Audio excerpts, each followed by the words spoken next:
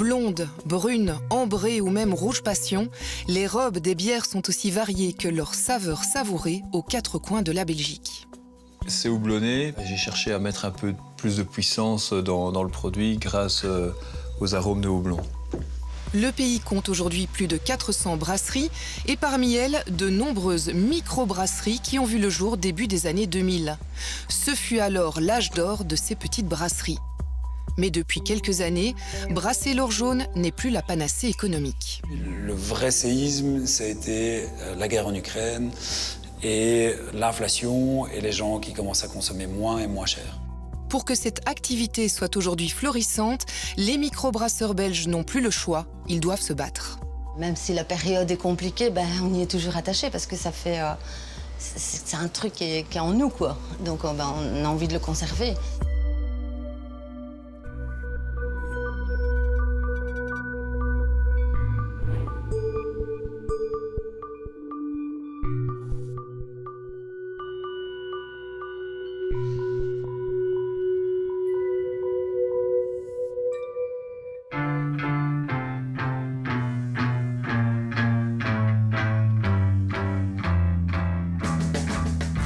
C'est au cœur de la ville de Liège, niché dans le garage d'une habitation, qu'un trio de brasseurs a installé sa microbrasserie. Heureusement que c'est léger, les canettes. Ça va? Un lieu qui peut paraître étonnant, et pourtant c'est souvent dans ce style de décor que naissent les microbrasseries, ces établissements artisanaux qui produisent de la bière en petite quantité. Attention, moi je vois rien, hein. Aujourd'hui, c'est le jour de l'encanage, la mise en canette, une étape qui nécessite la présence des trois associés. Cédric Lemaire, Arnaud Djouzi et Frédéric Saffin, qui n'hésitent jamais à mettre la main à la pâte. Juste savoir où on va avec À droite, là, à droite. Allez, c'est parti. Je vous guide. Ouais, non, je sais pas. Je l'ai. Ah, c'est bon? Ouais, quasiment. C'est parti. Moi, je vois rien de nouveau. On a la place ici, c'est bon? Ouais, c'est bon, là, vas-y. Voilà. Top. Allez, c'est parti. Allez. Bravo. On vérifie qu'on a tout branché. La bière arrive d'ici. Elle va entrer là-dedans. Ça sort dans les canettes. Ici, c'est fermé. Donc, on va remplir Le premier fût. On va remplir le amorcer. premier fût. Un fût pour amorcer la bière. Et puis, on remplit les canettes. Donc en fait, c'est qu'on s'est rencontrés dans notre boulot, boulot de project manager. Non, la première chose, c'est qu'on a... On brassait déjà chacun. On voulait déjà faire quelque chose d'autre avant. Et on avait envie un peu de, je pense comme beaucoup de gens, de sortir un peu de ce modèle d'employé devant un ordinateur, un Excel, des emails, et de vouloir produire un peu, en fait, d'avoir quelque chose de la matière en main, quoi. Et puis Fred est arrivé lui un peu plus tard. Ouais, moi je suis arrivé vraiment à la création de la brasserie, c'était d'abord leur projet. La première bière a été brassée en 2021. Le trio a déjà brassé 15 styles de bières différentes, dont 5 en permanence. Quand on a commencé à réfléchir le projet, nous ce qu'on voulait c'était brasser nous-mêmes. C'est vraiment se dire, en fait, ce qu'on aime bien, c'est être les mains dedans, savoir qu'il va y avoir des problèmes, savoir que éventuellement la bière peut être ratée à toute étape. C'est un stress, mais ça nous oblige aussi à être très rigoureux, à réfléchir, et puis ça nous challengeait en fait. Là, on a encore un peu trop de pression. Il va falloir serrer les mâchoires ici pour serrer les tuyaux pour moins de pression. On va commencer à tester, voir si ça passe. Ouais. Là, ça mousse un peu trop encore.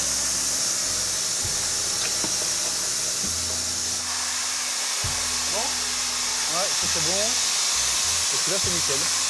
On voit que ça déborde, on voit qu'on lance la production. Et alors, forcément, c'est des machines qui restent des machines assez artisanales aussi. Hein, donc, même si c'est beaucoup plus technologique, ce que vous avez vu, l'encaneux, c'est ce qu'on a de plus technologique de la brasserie, en fait. Donc, ça fonctionne très, très bien. C'est au fur et à mesure de l'apprentissage qu'on commence à savoir comment optimiser. On va toujours avoir des pertes, c'est le propre des brasseries. Je pense qu'aucun brasseur va nous contredire sur le fait qu'on a toujours des volumes de pertes. Les brasseurs comptent régulièrement sur des coups de main extérieurs et à titre gracieux. Des aides indispensables pour assurer la production, à tel point que la brasserie est devenue une coopérative. C'est du bénévolat, c'est des potes, donc je leur donne des coups de main. J'habite le quartier et ils m'appellent de temps en temps, je suis là pour aider. On continue le... Ouais, ça, donc tu remets les étiquettes de l'ASBL. On va d'abord terminer l'ASBL. On termine les chanterelles et puis on fera les nôtres après. Hein. Il y a cet aspect-là où on fait des partenariats, où on sait faire de la bière, on fait de la bière avec d'autres associations. Enfin, voilà, c'est des choses qui nous tiennent à cœur parce que de nouveau, faire de la bière c'est chouette, mais c'est pour partager. Donc ça reste un outil convivial, on va dire. Et c'est justement dans le but de rassembler autour de la bière que le trio a décidé de déménager vers un plus grand espace où ils pourront aussi accueillir les consommateurs dans un lieu convivial.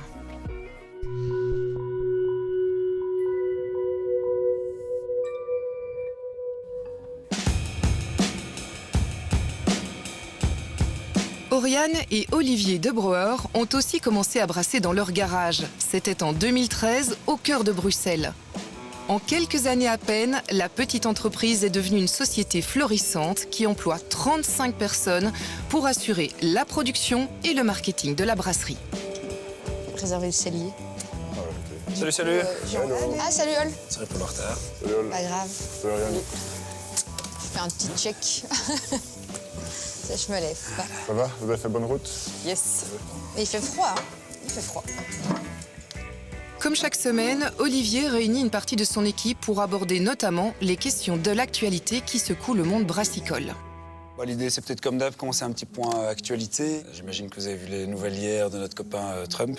Bah oui, même si c'est toujours très incertain, on ne sait jamais exactement à quelle sauce on va être mangé et va manger tout le monde. Bon, la bonne nouvelle, c'est que ça ne nous impacte pas directement puisqu'on a arrêté le grand export depuis 2 ans et demi maintenant. Ouais. Maintenant, je pense quand même qu'indirectement, ça va avoir un impact négatif parce que toutes les brasseries qui exportent beaucoup aux États-Unis, et on sait qu'il y en a qui dépendent partiellement des États-Unis, elles vont avoir une surcapacité de production, vont devoir vendre en Belgique, en France, être d'autant plus agressifs sur les prix.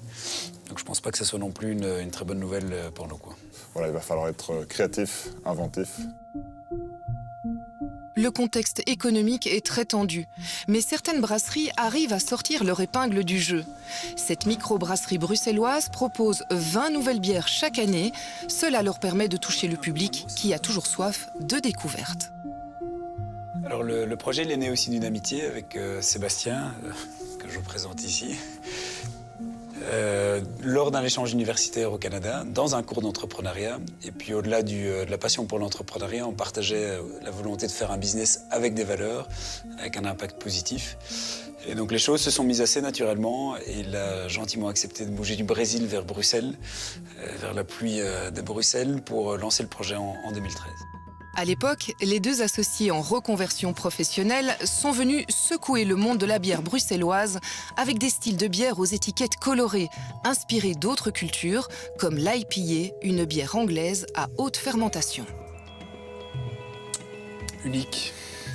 Ouais, tu la reconnaîtrais. D'ailleurs, tu l'as reconnue. Bien sûr. Brussels Beer Project, c'est à la fois un projet d'amitié et puis c'est un projet familial. On a littéralement commencé dans la cave, avec les effluves de bière qui remontaient dans la cuisine. On a fait nos premières expérimentations, on n'a jamais brassé de manière professionnelle là-bas. Et puis au-delà de la petite anecdote du garage, c'est effectivement tous les jours, ça a un impact sur la vie familiale, sur nos 3 enfants, et puis même pour toi, du coup, professionnellement. C'est clair, oui, on entend parler Beer Project tout le temps, on a envie de savoir ce qui se passe, on comprend pas au début tout à fait tout ce que c'est, parce que moi, le monde brassicole, la bière, c'était pas mon milieu. J'étais avocate avant, et puis à un moment, on se rend compte qu'il ramène du travail à la maison de plus en plus. Le soir, je commence un petit peu à l'aider. On s'est dit, en fait, ça n'a pas de sens, maintenant je te rejoins complètement, j'ai envie de faire partie aussi de ce projet. C'est une belle mousse, hein, elle est toute crémeuse comme ça. On dirait quasi un cappuccino, quoi. Ça goûte pas le cappuccino. C'est ici, en plein centre de Bruxelles, qu'Olivier et son associé Sébastien ont lancé leur première brasserie professionnelle. On ne le verra pas à la caméra, mais les effluves de bière sont assez fortes. C'est ici que le lambic va maturer pendant 1, 2 ou 3 ans. Et on est en pleine fermentation. 4 ingrédients sont incontournables pour brasser une bière belge. L'eau, le sucre, le malt et le houblon.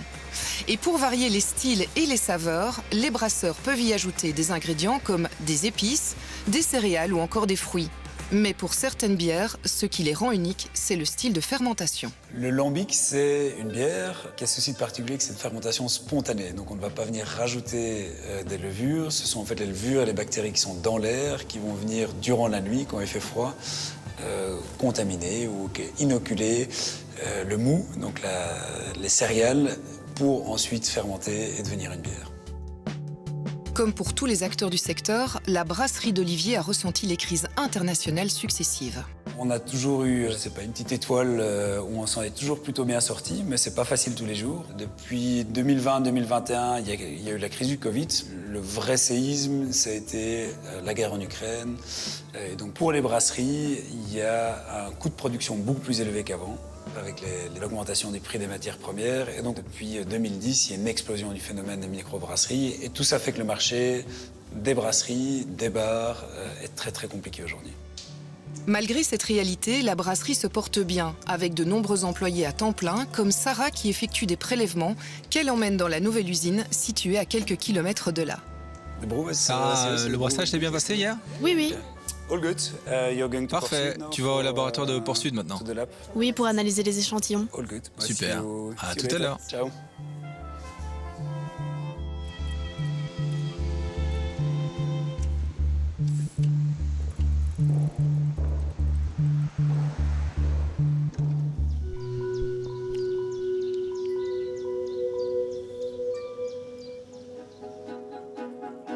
C'est ici, dans le petit village de Montigny-sur-Roc, qu'est née la première microbrasserie belge. C'était en 1979. Aujourd'hui, la bière Abbaye des Rocs est restée dans le giron familial de son créateur Jean-Pierre Éloire, puisque c'est sa fille Nathalie et son mari Georges qui ont pris la relève au début des années 90. Ah, voilà. Tu vois, j'ai retrouvé quelques reliques. La première bouteille du premier barassin que mon père avait fait. Puis j'ai retrouvé la première étiquette d'Abbaye des Rocs que j'avais dessinée quand j'étais gamine. Quelques photos. Ouais, ça c'était les premières cuves de fermentation. Les sacs de malt. Je ne saurais même pas dire où il les achetait. Peut-être sûrement à une autre brasserie parce que... Mais je pense qu'il les faisait lui-même, le malt. Ah, à un moment, ouais, c'est vrai que je me souviens qu'il avait fait un bac pour faire tremper le malt, pour le faire germer, et puis il torréfiait une partie lui-même, c'est vrai, c'est vrai. Nathalie est très fière du parcours de son père, parti de rien pour créer sa microbrasserie. Voilà, donc ici on est dans la première salle de brassage qui a existé en Belgique. On faisait 50 litres de bière. Tout ça, ça a été fait des mains de mon papa parce que maintenant, on peut trouver ça dans le commerce facilement. Tandis qu'en 1979, ça n'existait pas puisqu'on ne pouvait pas brasser en petite quantité. Il fallait bien se débrouiller. Donc il avait récupéré des vieilles cuves. C'est des cuves de très très vieilles machines à laver qu'il avait arrangées pour en faire une salle de brassage. Par exemple, dans cette cuve-ci, il y a un filtre, ça n'existait pas. Donc il avait trouvé un morceau de cuivre. Et puis, il a fait tous les trous du filtre. Je me souviens, j'étais toute petite avec une foreuse. Tous les soirs, il faisait des trous pour faire un filtre. Donc, bon, il fallait quand même de la patience. Et puis, il fallait aussi connaître le process comme il faut. Et donc, voilà, non, c'est quand même une fierté. Hein. Il faut l'exposer. 7 bières sont brassées tout au long de l'année. Un travail qui représente un temps plein, voire plus, pour Nathalie et son mari, qui passent la majeure partie de leur vie dans la microbrasserie.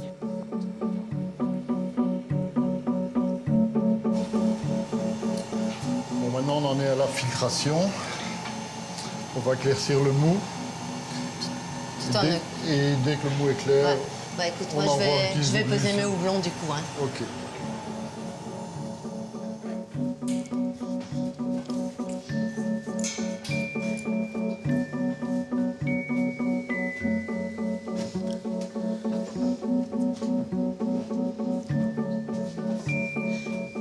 Ça, c'est le concasseur de brasserie. C'est un concasseur que mon père avait racheté dans une vieille brasserie. Je crois que c'était Brasserie Grand-Mère. Donc, à mon avis, il a déjà au moins 80 ans, je pense, si pas plus. Et en fait, c'est un concasseur de brasserie parce qu'il y a 2 paires de cylindres. C'est important parce que pour broyer le grain, il faut conserver l'enveloppe et broyer l'intérieur pour obtenir une farine.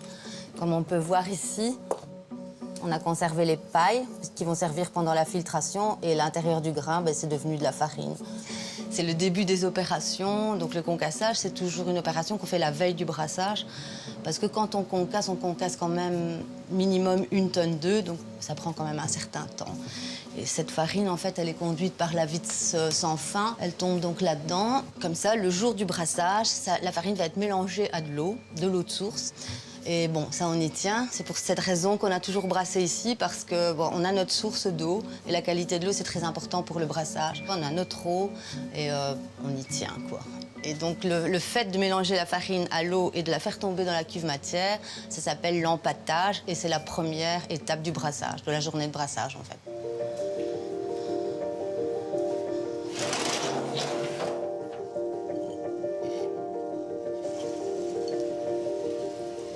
La bière, c'est ma vie. Moi, j'ai toujours été dedans. Petite, mon père qui commençait, mon grand-père qui était déjà dedans. Donc, j'étais immergée dans le monde de la bière depuis tout le temps. Et ouais, même si la période est compliquée, on y est toujours attaché parce que ça fait... c'est un truc qui est en nous, quoi. Donc, on a envie de le conserver. Mais ouais, ça fait 5 ans qu'on se bat pour essayer de conserver notre activité parce que ça a totalement changé. Avant, on travaillait à l'export, on avait des commandes régulières. Voilà, maintenant, c'est un autre métier, quoi. Ça n'a plus rien à voir avec ce qui était avant, mais bon, voilà, on brasse toujours. Il fut un temps où... Ou quoi, ouais, avant, on brassait 3 fois par semaine. Depuis sa création, la microbrasserie a connu une croissance importante jusqu'en 2020, où la crise du Covid a bouleversé le marché, suivie de la guerre en Ukraine. La production a littéralement dégringolé, passant de 8000 à 2000 hectolitres par année. On n'exporte quasi plus.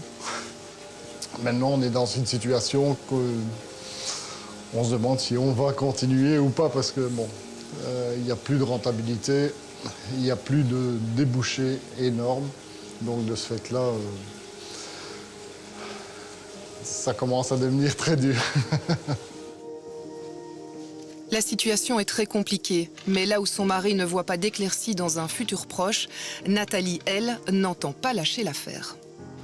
C'est mon bébé, c'est ce que j'ai créé. J'ai pas envie de laisser couler. Ouais, c'est moins rentable qu'avant, vous arrêtez, quoi. Moi, je vois pas les choses comme ça, donc je me bats. J'essaie de trouver des idées, et voilà. L'objectif de Nathalie, comme pour de nombreux microbrasseurs, est maintenant de miser sur la consommation locale. Retour à Liège, où le trio de brasseurs recherche encore des fonds pour l'expansion de leur microbrasserie. Mais ils ont par contre déjà trouvé le site de leur futur projet. Ce jour-là, ils ont rendez-vous avec leur architecte Augustin Fortunet pour connaître l'évolution du chantier. Voilà. C'est du beau boulot. Il n'y a plus qu'à. Le projet de hangar, on en est en fait à la phase de préparation des travaux. Il y a une première phase qui a eu lieu, on a arraché la toiture. C'est plus un hangar maintenant, c'est un terrain avec une charpente métallique. Pour pouvoir faire comme prévu, c'est-à-dire l'espace de production dans le fond, l'espace de dégustation un peu à l'avant. Pour leur future brasserie, le trio n'envisage plus la bière comme projet principal, mais plutôt comme moteur économique pour réunir les gens. On n'a pas tellement envie de faire une énorme brasserie. On a toujours voulu garder un projet un peu... Les pieds sur terre. Ouais, un peu ancré. Et plutôt que d'utiliser ces 1000 m² pour faire une énorme brasserie, on s'est dit en fait non, on va faire une petite brasserie, mais faire un grand lieu d'accueil, quoi. Donc du coup, on a ce grand lieu, cet énorme espace qui devient un lieu de vie, quoi, avec effectivement une brasserie dedans. On ne fait plus de la bière pour faire de la bière, on fait de la bière comme quelque part pour nourrir le lieu, comme moteur économique de ce lieu d'accueil. Ouais, puis boire de la bière, c'est bien. Ouais, on peut la boire en plein, c'est bien sûr. Ouais, c'est vrai. C'est comme bien la bière, ouais. Les 3 brasseurs espèrent pouvoir inaugurer les lieux en 2026. Certains microbrasseurs font un autre choix en début de projet. Ils se tournent vers des brasseurs expérimentés pour éviter notamment de lourds investissements. Bruno de Gorin est maître brasseur depuis les années 90. En plus de brasser ses propres bières, il accompagne les nouvelles microbrasseries. Nous, on a un accompagnement à la Binchoise qui est tout à fait différent, puisqu'on s'est doté de capacités de stockage déjà suffisamment importantes pour aider nos clients bière à façon et stocker leurs produits. On s'occupe de la logistique de leurs produits, des expéditions, de la préparation de commandes, mais on s'occupe également de la création des recettes, en fonction des demandes de l'un et de l'autre, de ce qu'ils aiment. Donc c'est comme s'il y avait plusieurs brasseries dans une même brasserie. Aujourd'hui, Bruno de Gorin accueille un microbrasseur avec qui il s'est associé. Ce jour est important pour Pierre-Yves Jacquemin qui vient goûter sa nouvelle bière. Salut Bruno. Ah, salut. Ça va? Ben, ça va. Ça me fait plaisir de voir le stock là. J'étais en train de faire l'inventaire, pour, comme tu me l'as demandé, pour les expéditions. Donc à la petite redoutable, on a commencé à mettre en carton. La semeur est soutirée, donc ça c'est pour dans une quinzaine de jours, on va dire, quand les étiquettes seront arrivées. Par contre, ce qu'on doit faire, on va goûter la semeur pour valider. Nickel. Avant l'étiquetage. J'ai mis au frais, donc on y va. Je crois que c'est l'heure. Quelle heure? Il est J'avais avant 11h30. Midi moins le quart. Ouais, c'est nickel. Les deux brasseurs travaillent ensemble depuis 2015, lorsque Pierre-Yves a lancé sa microbrasserie. Depuis, il a déjà commercialisé 3 bières. Cette semaine-ci, aujourd'hui même, on va brasser l'IPA. Donc on va refaire une cuve complète d'IPA, il y aura 160 hectos. Nickel.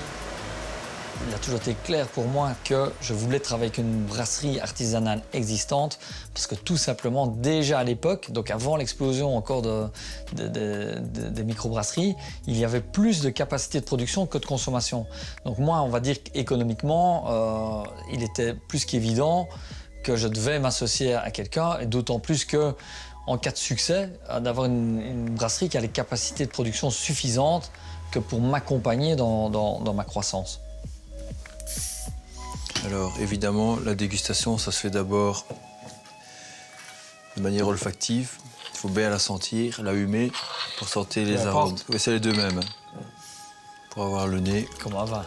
Comme un vin, surtout que c'est très houblonné. Ici, ça va vraiment venir compléter la gamme avec une bière vraiment d'apéro, facile à boire. Oui, c'est ça, mais qui reste quand même avec pas mal de caractère. Et la robe, c'est ce que tu voulais. C'est exactement ce que je souhaite, oui. Retour à Bruxelles, le long du canal, où l'usine d'Olivier de Brouwer est sortie de terre en 2020. Malgré sa croissance, il s'agit toujours d'une microbrasserie, car la quantité de production est de 100 à 10 000 fois moins importante que celle des géants brassicoles. Hey, salut Ol, tu vas bien? Super, et toi? Ça se passe en canettage? Super bien, écoute, c'est smooth, 4000 canettes par heure, tout se passe très bien. C'est déjà la dernière palette, là, vous avez bien avancé ce matin. On a bien avancé, ouais. Du coup, ici, on va arriver en bout de processus. On va vérifier le niveau via un infrarouge de remplissage pour être sûr qu'il n'y ait pas de canettes surremplies ou surremplies. Et puis, on va avoir une dernière partie de processus assez manuel. On va vraiment prendre les canettes 24 par 24, les mettre dans des cartons. Et puis, ça part ensuite sur la palette et puis direction l'entrepôt. Du petit garage où on faisait les premiers prototypes à la première brasserie de Dansard, où on brassait plus ou moins 1000 litres par jour, à ici, on est arrivé sur une autre échelle. Mais on reste un tout petit acteur par rapport au gros. Et je pense que c'est ce créneau-là qu'on essaie vraiment d'exploiter. À Montigny-sur-Roc, un marché des producteurs va bientôt ouvrir ses portes. Nathalie Éloire est l'organisatrice de cette première édition. Elle espère attirer de nouveaux consommateurs. Et point de vue participants? Écoute, sur Facebook, j'ai 240 participants. Maintenant, il faut voir s'ils vont tous venir. C'est toujours la surprise. Hein. Ils sont intéressés, mais bon. Ça a l'air de plaire aux gens, donc on verra. C'est une première. J'espère que ça va marcher. Toutes les conditions sont réunies. On verra. On espère. Je vais ranger un peu ici. Au total, pour cette première édition, 8 producteurs locaux se sont donné rendez-vous pour regrouper leurs talents. Bonjour. C'est Katie, la tisanerie. Ah, la tisanerie, ça va, ok. Vous avez le choix, soit l'or. Mais alors, ouais, tu peux te mettre l'or. Et comme ça, on mettra café, tisane, le poulet. Après, je vais avoir aussi des légumes, des fromages de chèvre, des fromages de brebis, donc... voilà. Bel assortiment. Voilà, donc ouais, tu peux te mettre là. Ah ben voilà. Eh ben, ça, c'est le tourneur sur bois qui arrive. La situation pour les microbrasseurs, c'est difficile de lutter contre de grandes marques et donc faire sa place, je vais dire, au sein de la population même très proche, eh ben, c'est un combat de tous les jours et je vous dirais que tous les artisans ou tous les producteurs essayent de travailler ensemble pour grandir, entre guillemets, se faire connaître au-delà de notre région.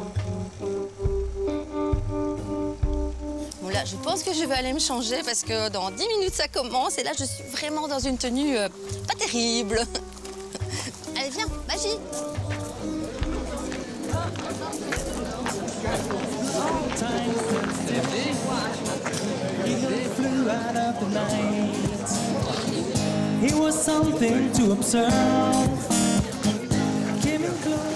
Bon, la boutique, c'est pas mal. Le 5,6. Ouais. Après, maintenant, ouais, les gens, ils sont plus pour des bières pas trop fortes, quoi. Bah oui, avec tous les contrôles et tout. Bien, je te Voilà, dis. donc ça fait 16. S'il te plaît. Merci.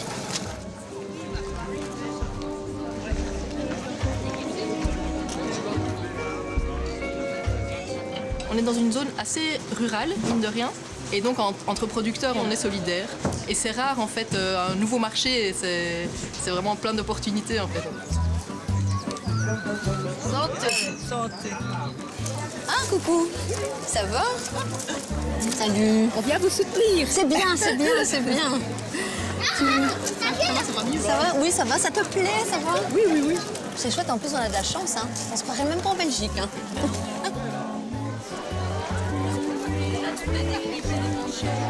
Coucou, une table d'habitués. Ça va? Ça va? Coucou, vous allez bien? Bonjour. Ça va? Ça vous plaît? Oui, c'est magnifique. Il y a du monde, hein, ça. Oui, il y a du monde, vous avez de la ouais. chance, hein, c'est chouette. Ouais.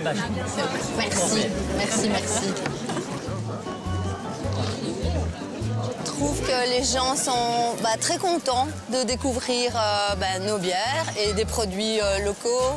C'est ce que je voulais. Je voulais qu'il y ait vraiment un lieu de partage, de convivialité. Donc c'est vraiment l'ambiance que je voulais. Donc je suis très contente.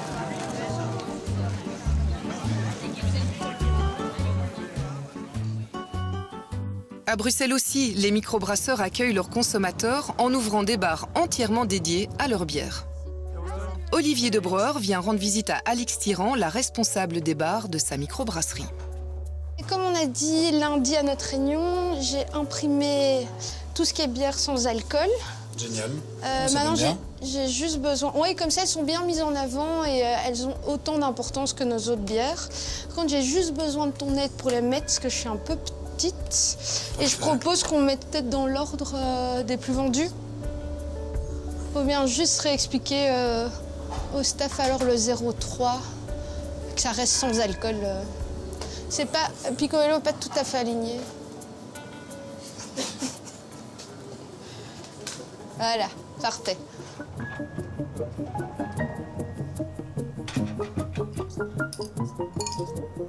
La bière sans alcool, c'est vraiment plus qu'une tendance. C'est plutôt un état d'esprit, j'ai envie de dire. Donc c'est pas pour des gens qui ne peuvent plus boire d'alcool ou qui ne veulent plus boire d'alcool. Donc c'est vraiment plus boire quelque chose de rafraîchissant, qui goûte la bière, parce que ça reste une bière. Ça a le même processus de brassage qu'une bière, juste que ça fermente un tout petit peu et donc on arrive à ce 0,3%. Contrairement à des bières industrielles qui, elles, vont être en fait désalcoolisées.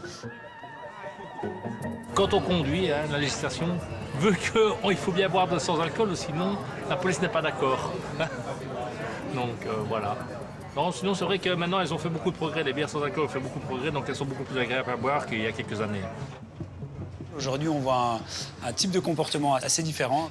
Donc on a des gens qui ne vont pas du tout boire d'alcool, pas seulement des femmes enceintes, mais aussi des gens qui font une pause ou qui ne veulent plus boire d'alcool, ou aussi des gens qui vont du coup alterner durant la soirée une bière avec alcool, une bière sans alcool, et quelque part prolonger le plaisir d'être entre copains, en amoureux, dans un bar. Moi, ce que j'apprécie en fait dans les boissons sans alcool, et notamment la bière sans alcool, c'est que, en fait, on peut enfin trouver une vraie boisson sympa pour l'apéro, sans être connoté comme un soda ou comme boire de l'eau. On a une vraie boisson, une vraie alternative pour ces moments-là. Et ça, c'est cool. Avec ou sans alcool, la bière continue de séduire en Belgique, comme ailleurs en Europe. Malgré les temps incertains, Olivier, Nathalie et le trio liégeois redoublent d'efforts pour garantir un avenir prometteur à leur production locale.